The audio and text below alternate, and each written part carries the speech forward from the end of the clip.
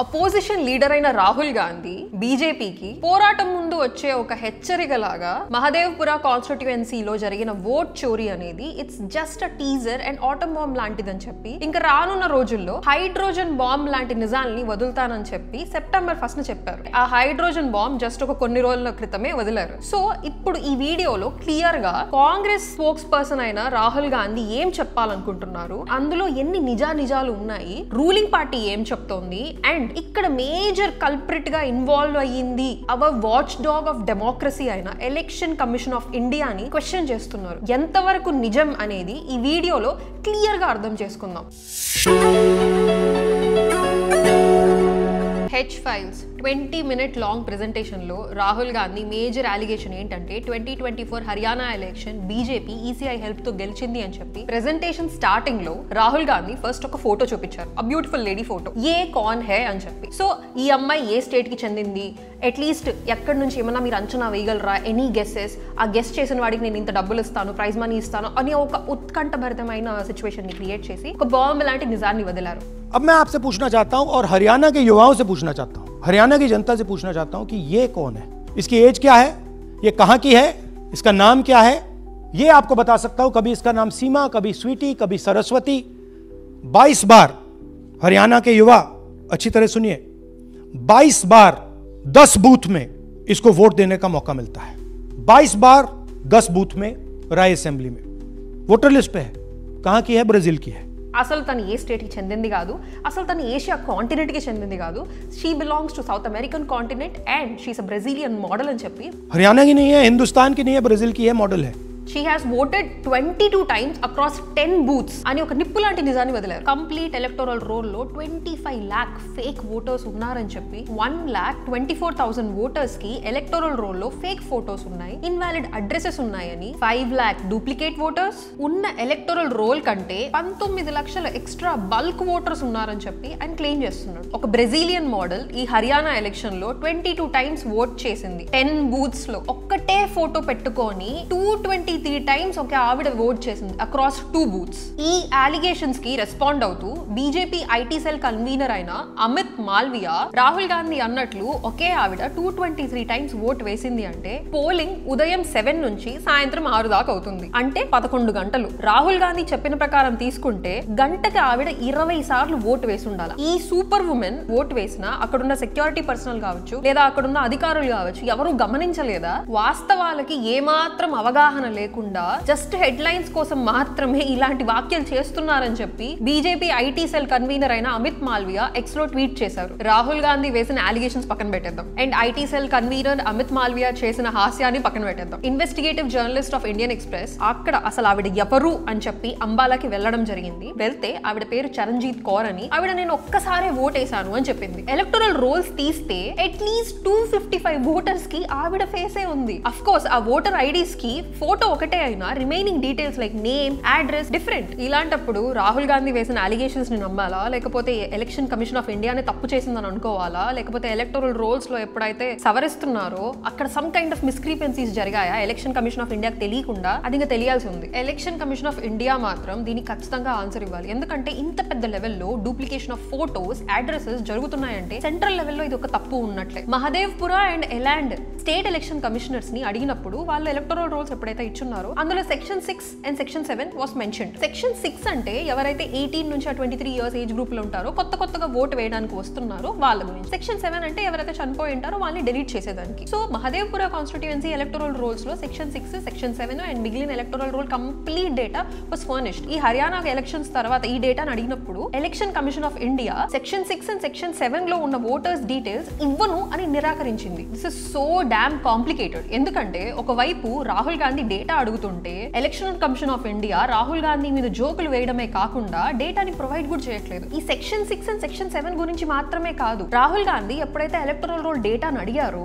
Election commission of India దాన్ని digital form లో provide చేయడం జరగదు అని చెప్పి అండ్ ఓసీఆర్ ఫార్మాట్ అంటే కంప్యూటర్ దాన్ని రీడ్ చేసే ఫార్మాట్ కాకుండా మాన్యువల్ గా ఒక 7 feet ఎలక్టోరల్ రోల్ బస్తాని రాహుల్ గాంధీకి ఇచ్చి మాన్యువల్ గా అనలైజ్ చేసుకొని పంపించింది. అండ్ రాహుల్ గాంధీ ఒక క్వశ్చన్ వేశారనమాట, అట్లీస్ట్ సీసీటీవీ ఫుటేజ్ అన్న ప్రొవైడ్ చేయండి అని చెప్తే 6 PM PM తర్వాత సీసీటీవీ ఫుటేజ్ లేదు అండ్ 45 days వరకు మాత్రమే సీసీటీవీ ఫుటేజెస్ ని మేము రీటైన్ చేస్తాము. So as of now it's deleted అని చెప్పి ఆన్సర్ ఇచ్చింది. దీన్ని బిగ్ పిక్చర్ లో అర్థం చేసుకుందాం. హర్యానాలో ఓవరాల్ 2 crore ఓటర్స్ ఉన్నారంటే 25 lakh ఓటర్స్ ని స్టీల్ చేశారని రాహుల్ గాంధీ అలిగేషన్ వేస్తున్నారు. So it is almost like 12.5% votes were stolen. ఇండియాలో గెలుపు ఓటమి 2 to 3% ఓట్స్ అటు ఇటు అయితేనే మొత్తం కథ మారిపోతుంది. అసలు ఆ బ్రెజిలియన్ మోడల్ యొక్క ఓట్స్ ఏవైతే ఉన్నాయో 22 ఓట్స్ లో ఆవిడ పేరు ర్యాండమ్ సీత, గీత, సునీత అని చెప్పి ఉంది. ఎన్నో కొన్ని అడ్రసెస్ లో కూడా 0 అని చెప్పి మెన్షన్ ఉంది. అండ్ కొన్ని ఫాదర్స్ నేమ్ దగ్గర వెరీ వియర్డ్ BJILFK అని చెప్పి ఇలాంటివన్నీ ఉన్నాయి discrepancies.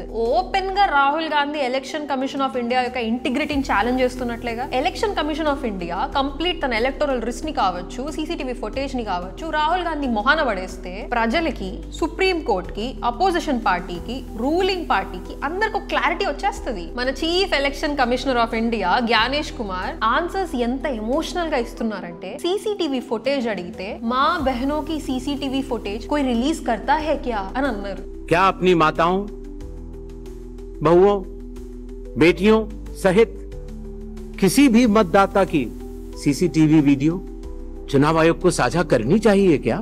And Rahul Gandhi certain addresses దగ్గర 0 అని ఎందుకు ఉంది అని అంటే దానికి కూడా ఎమోషనల్ గా not everybody can afford houses, ఎవరికైతే ఇల్లు ఉండవో అలాంటి వాళ్ళకి మా ఎలక్షన్ అఫీషియల్ 0 అని పెడతారు అని చాలా ఎమోషనల్ గా చెప్పారు. రాహుల్ గాంధీని అంత సీరియస్ గా తీసుకోవట్లేదు కాబట్టి ఎలక్షన్ కమిషన్ ఆఫ్ ఇండియా ఇలాంటి రిప్లైస్ ఇస్తుంది అని అనుకుందాం. సుప్రీం కోర్ట్ ఆఫ్ ఇండియా అడిగింది 65 lakh ఓటర్స్ యొక్క డేటా డెలీట్ అయిపోయింది. SIR ఏదైతే బీహార్ లో జరుగుతోందో దాని గురించి ఒక వివరణ ఇవ్వు, అసలు ఎందుకు డెలీట్ చేశావు. దానికి election commission of India supreme కోర్టుకి ఏమని సమాధానం ఇచ్చిందంటే అసలు ఎటువంటి రూల్ లేదు, ఆ డెలీట్ అయిన 65 lakh ఓటర్స్ యొక్క లిస్ట్ ప్రొవైడ్ చేయాలని చెప్పి. సో మేము ఎందుకు ప్రొవైడ్ చేయాలి? ఇక్కడ రాహుల్ గాంధీ వేసే అలిగేషన్స్ ని పక్కన పెట్టేద్దాం, రూలింగ్ పార్టీ ఏం చెప్తుందో అది పక్కన పెట్టేద్దాం. కానీ ఇన్వెస్టిగేటివ్ జర్నలిస్ట్ కావచ్చు, మీరే యాజ్ అ దేశం యొక్క పౌరుడిగా election commission of India website కి వెళ్ళి ఆ ఎలక్టోరల్ రోల్స్ ఏవైతే ఉన్నాయో మీరే డేటాను చెక్ చేసినట్లయితే ఏ లెవెల్ ఆఫ్ డిస్క్రిపెన్సీస్ ఉన్నాయో మీకే అర్థమవుతుంది.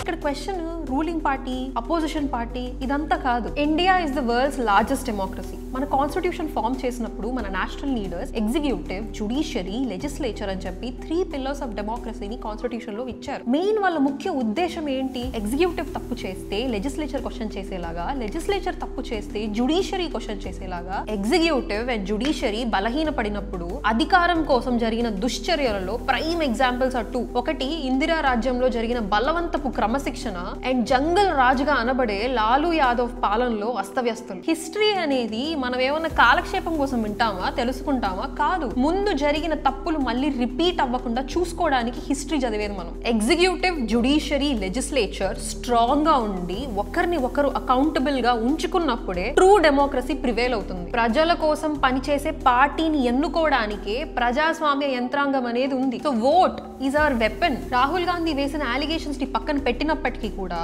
Some kind of manipulation, some kind of discrepancies electoral rolls లో ఉన్నాయి అని చెప్పి అదైతే మనకు క్లియర్ గా అర్థమవుతుంది. ఓట్ చోరీ is also a kind of corruption. సరే, ఈసీఐ ఓట్ చోరీ చేయలేదు అనుకుందాం, దొంగతనం చేయలేదు అనుకుందాం. మరి ఎవరైతే దొంగతనం చేస్తున్నారో వాళ్ళని ఆపాలిగా. సో ఈసీఐ మేజర్ రెస్పాన్సిబిలిటీ ఏంటి? ఇలాంటి ఎలక్టోరల్ రోల్స్ లో డిస్క్రిపెన్సీస్ కావచ్చు, యాజ్ ఇఫ్ అడిషన్స్, డెలిషన్స్ ఇవన్నీ సైడ్ తీసేసి ఎగ్జాక్ట్ గా, కరెక్ట్ గా, క్లారిటీగా ఉన్న డేటాని ప్రెజెంట్ చేయడమేగా. ఎగ్జిక్యూటివ్ అనే పిల్లర్ లో ECI is the most important body.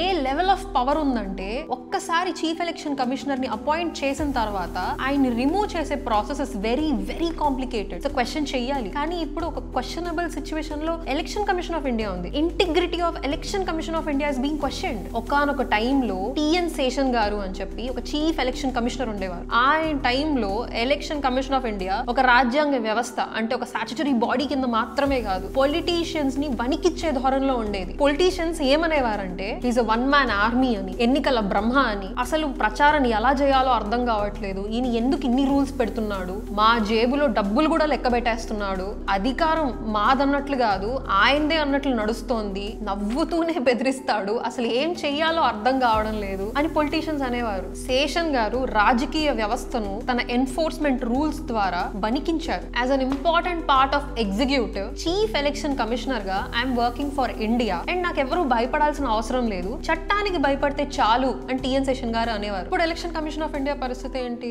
అసలు ఓటర్స్ ఎలక్టరల్ రోల్స్ లో డిస్క్రిపెన్సీస్ ని కంప్లీట్ గా చెక్ చేసుకోవడమే మోస్ట్ ప్రైమరీ రెస్పాన్సిబిలిటీ. అది అవ్వట్లేదు. మోడల్ కోడ్ ఆఫ్ కాండక్ట్ ప్రకారంగా రిలీజియన్ పేరు మీద లేకపోతే కాస్ట్ పేరు మీద ఓట్లు అడగకూడదు. మనం 2024 ఎలక్షన్స్ లో చూస్తే ఎన్ని ఇన్స్టాన్సెస్ లో చూడట్లేదు, ఇలా బాణం ఒక మాస్క్ వైపు వేస్తున్నట్లు సైగలు చేయడం కావచ్చు, రాముడిది పటం తీసుకొని మొత్తం కంప్లీట్ ఎలక్షన్ క్యాంపెయినింగ్ చేయడం కావచ్చు, ఇలాంటి ఇన్స్టాన్సెస్ ని పూర్తిగా ఖండించడం ఎలక్షన్ కమిషన్ ఆఫ్ ఇండియా పని. ఇలా ఎన్నో ఇన్స్టాన్సెస్ లో ఎలక్షన్ కమిషన్ ఆఫ్ ఇండియా యొక్క డ్యూటీ విఫలమైంది. అండ్ ఇప్పుడు సుప్రీం కోర్ట్ ఆఫ్ ఇండియా నే క్వశ్చన్ చేస్తోంది. Judiciary is questioning the executive, but answer is అసలు నేను మీకు ఆ 65 lakh ఓటర్స్ డేటాని ప్రొవైడ్ చేయాలి అని రూల్ ఏమీ లేదు, నేను ఎందుకు చెయ్యాలి అని రివర్స్ క్వశ్చన్ వేస్తున్నారు. ఇక్కడ రాహుల్ గాంధీ మాటల్ని అగ్రీ చెయ్యాలా అగ్రీ చేయకూడదా, ఆయన వేసే అలిగేషన్స్ కరెక్టా కాదా ఇది కాదు. ఎందుకంటే లాస్ట్ టైం కూడా ఈవీఎం ఇలానే సమ్ కైండ్ ఆఫ్ ట్యాంపరింగ్ జరుగుతుందని చెప్పి ఎన్నో అలిగేషన్స్ వేసినా కూడా ఫైనల్ గా ఇట్ ఇస్ నథింగ్ అని చెప్పి ప్రూవ్ అయింది. సో ఎట్ ప్రెసెంట్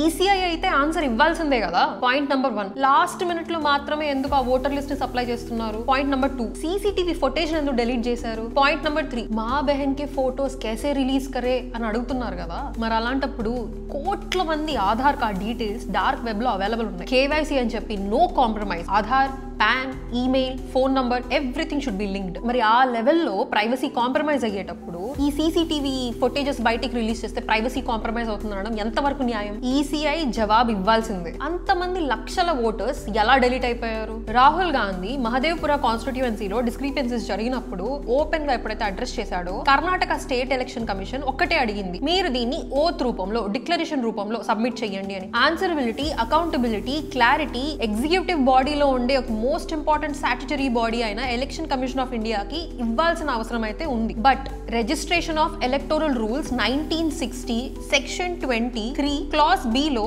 క్లియర్ గా మెన్షన్ చేసింది. రూలింగ్ పార్టీ గవర్నమెంటే ఇచ్చింది. ఎలక్షన్ కమిషన్ ఆఫ్ ఇండియాని ఓపెన్ గా ఇలా డిక్లరేషన్ లో ఛాలెంజ్ చేయడం అవ్వదు.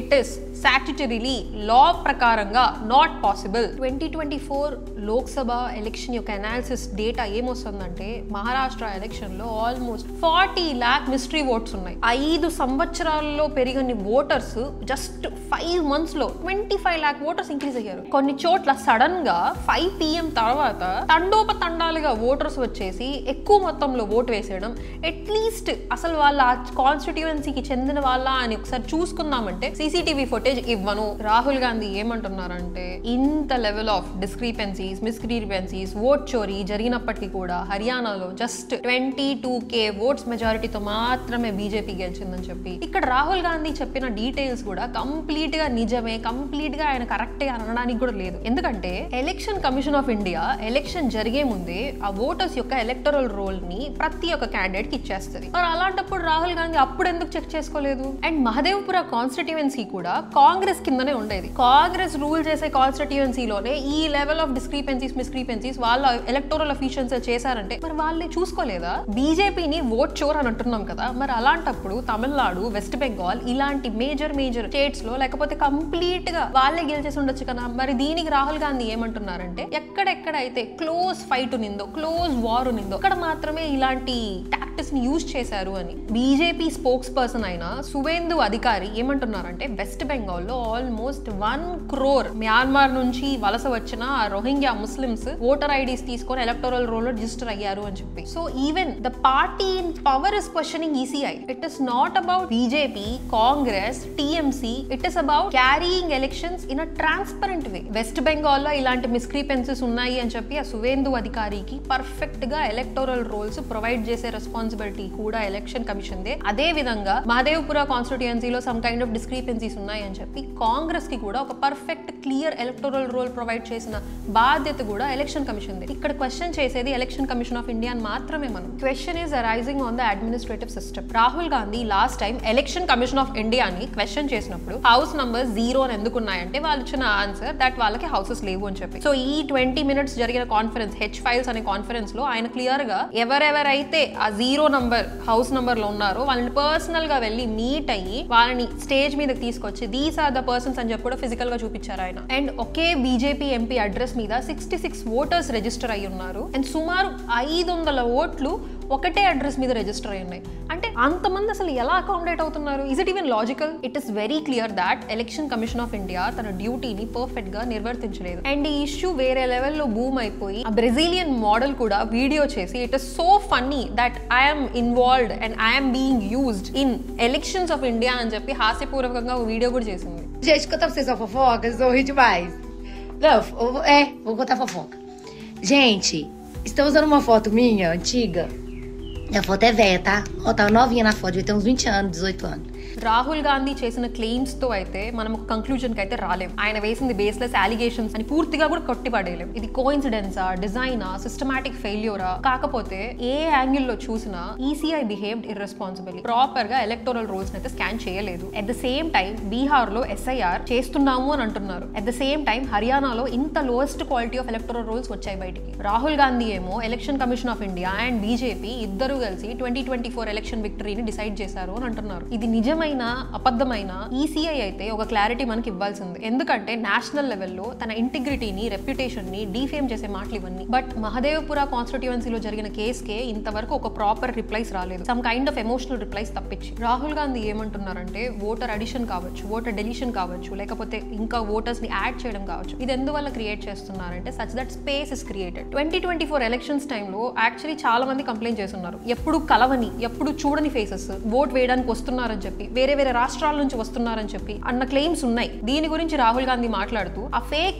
ఓటర్స్, ఆ ఫేక్ ఐడీస్, ఆ మల్టిపుల్ డూప్లికేట్ ఐడీస్, ఒకే పేరు మీద అన్ని మంది ఓటర్ ఐడీస్, అవన్నీ చేయడానికి రీజన్ ఏంటంటే ఎలక్షన్ జరుగుతున్న స్టేట్ లోకి వేరే చోట నుంచి, వేరే స్టేట్ లో నుంచి ఎలక్షన్ బూత్ కి తీసుకొచ్చి ఆ ఫేక్ ఓటర్స్ అండ్ ఐడీస్ పేరు మీద డబ్బులు ఇచ్చి ఓట్ వేయిస్తున్నారు అని. పాలిటిక్స్ గురించి మాట్లాడితే రాహుల్ గాంధీ డెఫినెట్లీ దీన్ని బీజేపీకి అగేన్స్ట్ గా ఒక పొలిటికల్ అజెండాగానే వాడతారు. ఇక్కడ క్వశ్చన్ ఏంటంటే ఇది హెడ్లైన్ లో మర్చిపోయేలాగా నార్మల్ న్యూస్ లాంటి కార్పెట్ కింద తోసేసే లాంటి చిన్న ఇష్యూ అయితే కాదు. మహదేవ్పుర కాన్స్టిట్యుయెన్సీ గురించి చెప్పిన తర్వాత, మహారాష్ట్రలో జరిగిన డిస్క్రిపెన్సీస్ గురించి చెప్పిన తర్వాత ఆల్మోస్ట్ ఒక 1.5 month బ్రేక్ వచ్చింది. అసలు ఆ ఇష్యూని ఆ లెవెల్ ఆఫ్ ఫైర్ తో ముందుకు క్యారీ చేస్తున్నట్లయితే ఎక్కడ తెలియడం లేదు. బీహార్ లో క్యాంపెయినింగ్ చేసి ఒక 1.5 month హాలిడేకి వెళ్ళి ఇప్పుడు మళ్ళీ ఈ హెచ్ ఫైల్స్ అనే హైడ్రోజన్ బాంబ్ ఆయన డ్రాప్ చేశారు. కానీ ఇది కాదు కదా హైడ్రోజన్ బాంబ్ అంటే. యాక్చువల్ హైడ్రోజన్ బాంబ్ ఈ ఫైల్స్ వల్ల బీహార్ ఎలక్షన్ ఎలా ఇంపాక్ట్ అవుద్ది, ఈ ఫైల్స్ వల్ల పీపుల్ మీద ఏం ఇంపాక్ట్ ఉంటుంది. ఇది ఒక ఇన్స్టిట్యూషనల్ ఫెయిల్యూర్ గా రాహుల్ గాంధీ పాయింట్ చేసినప్పటికీ రిఫార్మ్ రాకుంటే ఇది ఒక కాంగ్రెస్ ఫెయిల్యూర్ కిందనే పరిగణింపబడుతుంది. Cause people are actually hooked to this issue. People are actually interested in this issue. So Rahul Gandhi, maybe he can milk a lot amount of votes based on this issue itself. ఎంతసేపు opposition party వాళ్ళే కాదు కదా, even ruling party కూడా election commission of India పైన pressurise చేయాలి. This is not the way you work అని. Men, media, machine, manipulation జరుగుతోంది అని చెప్పైతే అర్థమవుతుంది. బట్ దాన్ని ప్రూవ్ చేయడానికి సాలిడ్ అండ్ కాంక్రీట్ ఎవిడెన్స్ ఇంకా రావాల్సి ఉంది. 140 కోట్ల జనాభా కాదు, 96 కోట్ల ఓటర్స్, 2500 కి పైగా పార్టీస్, ప్రపంచంలో అతి పెద్ద ప్రజాస్వామ్యం అండ్ రాజ్యాంగం మనకిచ్చిన అతి పెద్ద ఆయుధం ఓటు హక్కు. కానీ నేటి దృశ్యం అధికారం, డబ్బు, ఇన్ఫ్లుయెన్స్ పవిత్రమైన ఎన్నికలను రాజీ చేస్తున్నాయి. ఇప్పుడైతే ఏకంగా రాజ్యాంగానికి సంబంధించిన సంస్థల పైననే వేటు పడుతోంది. Election commission of India integrity compromise అయితే మన ఓట్ పవర్ కూడా కాంప్రమైజ్ అయినట్లే. అండ్ మన ఓట్ కేవలం ఒక నంబర్ గా మాత్రమే మిగులుతుంది. Age is just a number అన్నట్లు vote will become just a number. ఒక కాన్స్టిట్యుయెన్సీలో ఛత్తీస్గఢ్ కి చెందిన సమ్ కైండ్ ఆఫ్ జర్నలిస్ట్ ని మర్డర్ చేశారు అని చెప్పి ఓపెన్ గా అందరికి తెలిసిన తర్వాత ఒక పొలిటీషియనే ప్రాపర్ గా ఇన్వాల్వ్ అయ్యిన్నాడు అని చెప్పి తెలిసిన తర్వాత ఆ కాన్స్టిట్యుయెన్సీ ప్రజలు మేల్కొన్న తర్వాత నెక్స్ట్ ఎలక్షన్ లో ఖచ్చితంగా ఆ ఎంపీకి ఓటు వేయకూడదు అని తలుచుకున్నారు అనుకుందాం. ఇలాంటి ఫేక్ ఓటర్ ఐడీస్ లోపలికి రావడం వల్ల, సమ్ కైండ్ ఆఫ్ ఇన్ఫ్లుయెన్స్ వాడడం వల్ల మనం నిజంగా మనకు కావాల్సిన పీపుల్స్ రిప్రజెంటేటివ్ ఎన్నుకోగలమా? రాజుల కాలం నుంచి రాజ్యాంగ కాలంకి ట్రాన్సిషన్ ఏమంత ఈజీగా లేదు. మధ్యలో బ్రిటిషర్స్ కింద ఎంతగా నలిగిపోయామో అందరికీ తెలుసు. బ్రిటిష్ వారిని పంపేశాం కానీ పాత పాలన అలానే కూరుకుపోయింది. కేవలం కొత్త యజమాని కోసం ఎదురు చూస్తోంది అన్నట్లుగా తెలుస్తోంది. సామాన్య పౌరుడి యొక్క రియల్ విక్టరీ ప్రజల కోసం పనిచేసే పార్టీని ఎన్నుకున్నప్పుడు మాత్రమే. ఈ H-Files ఇష్యూ మీద మీ ఒపీనియన్ ఏంటో తప్పకుండా కమెంట్స్ లో కమెంట్ చేయండి. అండ్ యాజ్ వెల్ యాజ్ ఇంకో ఇంట్రెస్టింగ్ స్టోరీతో మళ్ళీ కలుద్దాం. And please subscribe to Harikatha times.